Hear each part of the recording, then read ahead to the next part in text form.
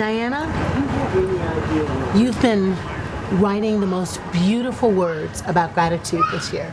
Like when you're from the cottage note comes in my inbox, inevitably I'm having a crazy busy moment and I slow down and I read. Oh, thank you. Tell me why you think it's important for us to focus on gratitude these days. You know, it was not a project that I came to easily. Mm-hmm. It was not something that I thought, oh, I always want to write a gratitude book because I'm really grateful. And, you're laughing at me because I think you know. I know. You're like, this was hard. Yeah, this was not a way that I think even my friends and people I work with for a long time who like me would have said, oh yeah, Diana, she's naturally thankful person. And actually, eventually that ate away at me. I think it was after two friends of mine passed away within the same 3 months, Marcus Borg and then Phyllis Tickle. Oh my goodness, wasn't that sad to have those great people leave us in the same season? And they were not the same kind of person. They were very different, but they were both friends. And I realized after they died that one of the things that you could say about each one of them is that they were really grateful. They were grateful for their lives. They were grateful for the amazing places they got to go and the people they met and all the chances they had to do good in the world. And so I thought about that, and I really thought to myself, I would like it that if after I die, people would at least say something like that about me. Oh my goodness. So you're doing your book is expressing your own gratitude for these beautiful mentors, these beautiful spirit guides. Yes. Guides for all of us. And, you know, here I was as I was thinking about the book, and I was in my late 50s and struggling with these friends who had died, who were in their 70s and 80s.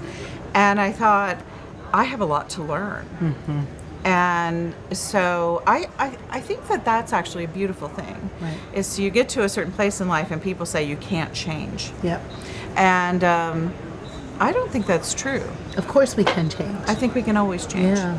And so this project for me, it started out that way. That I wanted to understand what gratitude really was, why I had a hard time with it, and what I could do to be better. Mm-hmm. And so I began to write the book. And I began to write the book. And then you kept beginning to write that book? Well, it was 2016. Wow. And so, you know, I'm working on my little gratitude project and writing gratitude letters and all this sort of stuff. And all of a sudden, I was already upset in 2016 because of all the stuff that was going on with the shooting of the young black man. Oh my goodness. I mean, I was paying attention, and I got invited to go on the protest in Ferguson and some other things because it matters to me. It upset me deeply. It was horrifying. It was. Right? It was completely horrifying. It was so unlike what I thought about America. And that just shows, you know, ignorance as a white person. But I cared, and I wanted to know more. And so that had upset me. But then 2016 began to unfold. And it wasn't just black men in the street, but it was Nazis at political rallies. Correct. And Charlottesville and I was that whole election was so shocking. Mm-hmm.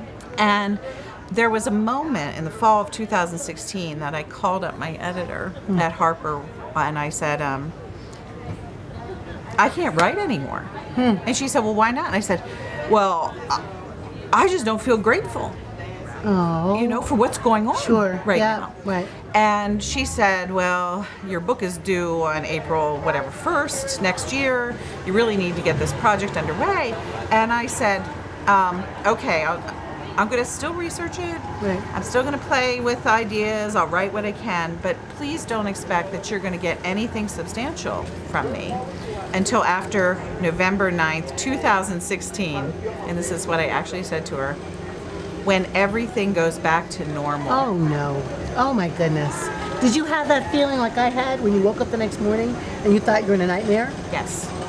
I literally, I mean, the writing a book was the least of my worries, but that morning when I woke up, I remember Richard, my husband, came into the bedroom. He had a cup of coffee in his hand, and I sort of got out from underneath my covers, and he looks at me and he says, yes, it's true.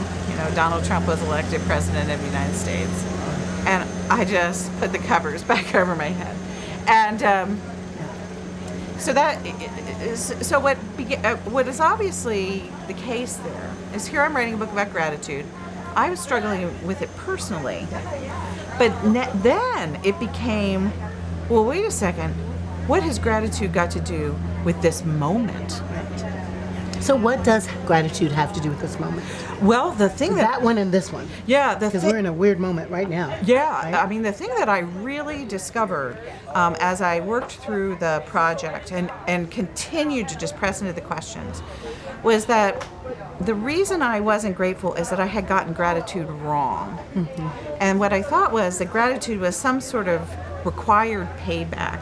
Huh. If somebody gave me something. Okay. So, say you invite me. Thank you note. Yeah, that's right. Say you invite me to come and speak at your church, and then I owe you something. Right. Okay. Because you've done me a favor. Yeah. And it's like, then I'm in your debt. Oh, my. Okay. Until I'm free of that. Now, I don't know if that's how you grew up, but that's certainly how I grew up in white culture. There was a transaction? Yeah.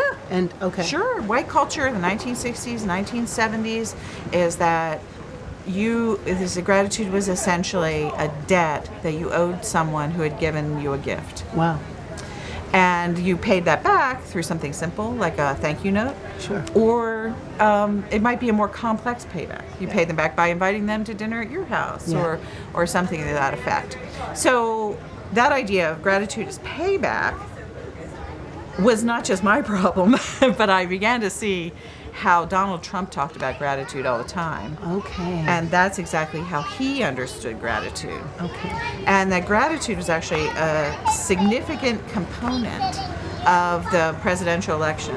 And it came out in all kinds of odd ways. I mean, he would say things like, I'm self-funding my campaign. And that means I'm going to make a great president because I won't owe anyone any favors. Mm. So he imagined himself as the pure benefactor. Okay. And we drank some of that Kool-Aid. Well, certainly there were people who believed that. Yeah. And then he also depicted Hillary Clinton, which I thought was really fascinating, and it's sexist too. He said, well, you can't trust her because she took $500,000 from Goldman Sachs. And since she took that money, she's going to owe them something. Right. Whereas I owe nothing.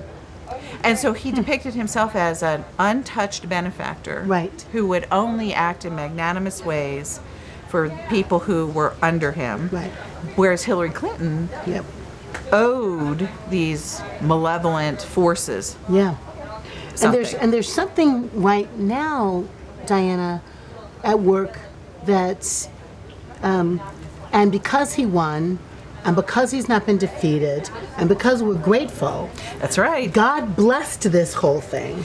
God ordained this whole thing. Well, and some people are grateful to God for this turn of events. Yeah. There are people who are like that, and then there are other people who are not grateful at all. Right. And one of the fascinating things that anybody can do is go to his Twitter account and look for the times he mentions gratitude or thanks or Thanksgiving, and he talks about gratitude quite a bit. And the people who are not grateful, they are ingrates or disloyal or untrustworthy. Okay. And so his political enemies are people who are not practicing appropriate gratitude. Wow, that is okay. Did not get that. That's such an important insight. And Diana, just as we wrap up, it's 2019. Right. And we're about to have this whole thing happen again. Right. What do you want people of faith to learn from this moment?